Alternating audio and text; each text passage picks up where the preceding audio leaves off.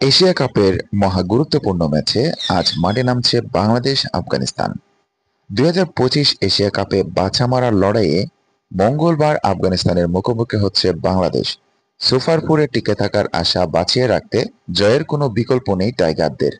তবে শুধু জিতলেই হবে না, তাকিয়ে থাকতে হবে শ্রীলঙ্কার ম্যাচগুলোর দিকেও। পরিসংখ্যান কিন্তু এগিয়ে রাখছে আফগানিস্তানকেই। এবারের এশিয়া কাপে পারফরম্যান্সের দিক থেকেও বাংলাদেশ থেকে এগিয়ে রয়েছে রশিদ খানের দল।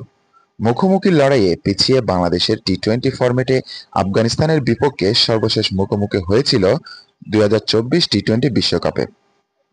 সেমিফাইনালে ওঠার জন্য সমীকরণ মেলাতে হতো টাইগারদের, কিন্তু শেষ পর্যন্ত আফগানদের কাছে হেরেই বিদায় নিতে হয় লিটন দাসদের।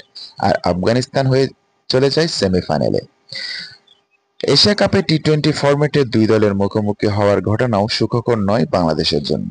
২০২২ সালে শারজাতে আফগানিস্তানের কাছে ৭ উইকেটে হেরেছিল টাইগাররা। সর্বমোট টি-টোয়েন্টিতে এখন পর্যন্ত ৯ বার মুখোমুখি হয়েছে দুই দল। এর মধ্যে ৫ ম্যাচে জয় পেয়েছে আফগানিস্তান আর ৪ ম্যাচে জিতেছে বাংলাদেশ। চলতি আসরে আফগানদের দুরন্ত সূচনা ২০২৫ এশিয়া কাপে নিজেদের প্রথম ম্যাচেই শক্তি দেখিয়েছে আফগানিস্তান। হংকংয়ের বিপক্ষে তারা জিতেছে বিশাল ৯৪ রানে। সেই সঙ্গে পয়েন্ট টেবিলে তাদের নেট রান রেট দাঁড়িয়েছে +4.700-তে।